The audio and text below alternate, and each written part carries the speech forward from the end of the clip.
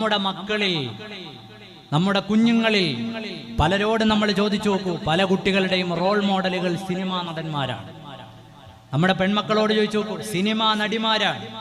അവരെ കൊണ്ടാണ് ഇവിടുത്തെ വിപണികൾ, വസ്ത്രം, മറ്റ് ആഭരണങ്ങൾ ഇതൊക്കെ മാർക്കറ്റ് ചെയ്യാം. ജുവലറിയുടെ പരസ്യത്തിൽ സിനിമാ നടി, ധരിക്കുന്ന വസ്ത്രത്തിന്റെ പരസ്യത്തിൽ സിനിമാ നടി, എല്ലാ വിഷയങ്ങളിലും സിനിമാ നടന്മാരും നടിമാരും നിറഞ്ഞു നിൽക്കുന്ന ഒരു കാലം.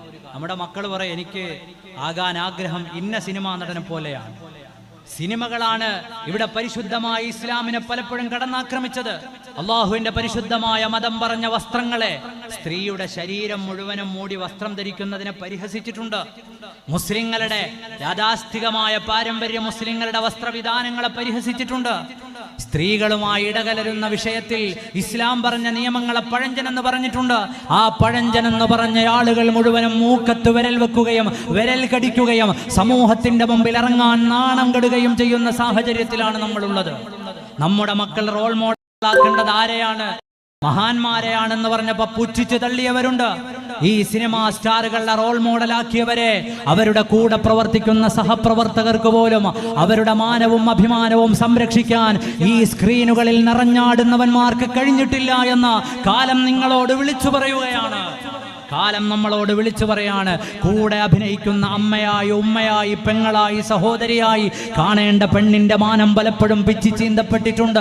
അവരുടെ അഭിമാനത്തിന് വില പറയപ്പെട്ടിട്ടുണ്ട്. അവരെ നശിപ്പിക്കപ്പെട്ടിട്ടുണ്ട്. അവർക്ക് നീതി നിഷേധിക്കപ്പെട്ടിട്ടുണ്ട്.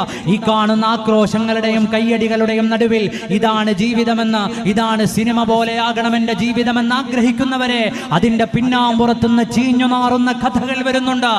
തൗബ ചെയ്യാനുള്ള അവസരമാണ്. ഫാൻസ് അസോസിയേഷൻ ഉണ്ടാക്കിയിട്ടുണ്ട് ചില ചെറുപ്പക്കാർ. ആർക്ക്? സ്വന്തം കൂടെ ജോലി ചെയ്യുന്ന സഹപ്രവർത്തകയെ റേപ്പ് ചെയ്യാൻ കൂട്ടുനിൽക്കുന്നവർക്ക്, വാതിലിന്റെ, അവർ കിടക്കുന്ന റൂമിന്റെ വാതിലിന്റെ സുരക്ഷിതത്വം തകർത്ത് കടന്നു ചെല്ലുന്നവർക്ക്, ഫ്ലെക്സുകൾ വെച്ച് അതിന്റെ മേലെ പാലഭിഷേകം നടത്തിയവരെ കൈകടിച്ച് തിരിച്ചു നടക്കേണ്ട സമയമാണ്. അന്നൊക്കെയും പള്ളിയിൽ ഉസ്താദുമാരൊക്കെ പറഞ്ഞിട്ടുണ്ടാവും, നിങ്ങൾ റോൾ മോഡലുകളാക്കേണ്ടത് ഇവരെ ഒന്നുമല്ല.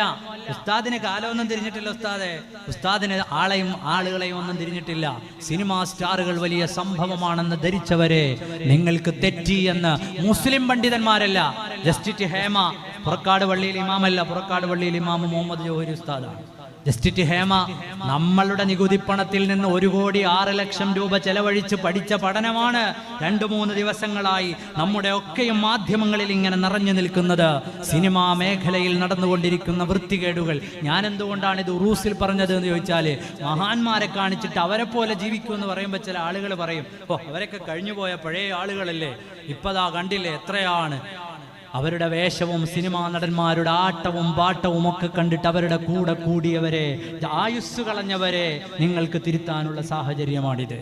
തിരുത്താനുള്ള സാഹചര്യമാണ്. ആലോചിച്ചു നോക്കൂ നിങ്ങൾ. പരിശുദ്ധമായ ഇസ്ലാം പറഞ്ഞ നിയമങ്ങൾ എത്ര മനോഹരാണ്.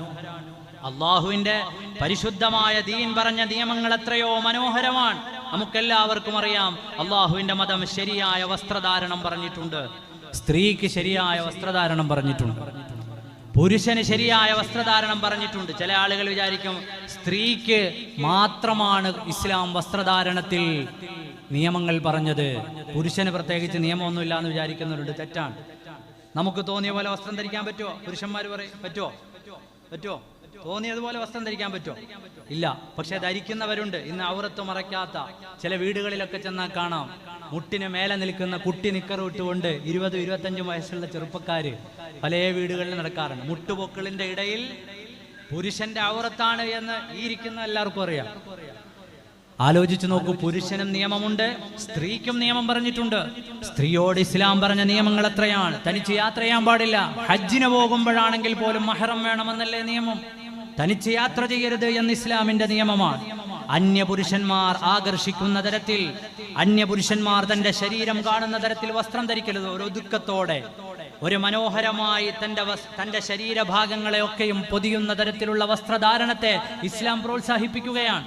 സ്ത്രീക്ക് ജോലി ചെയ്യുന്നതിന് ഇസ്ലാം വിലക്ക് കൽപ്പിച്ചിട്ടില്ല. യാത്ര ചെയ്യുന്നതിന് ഇസ്ലാം വിലക്ക് കൽപ്പിച്ചിട്ടില്ല.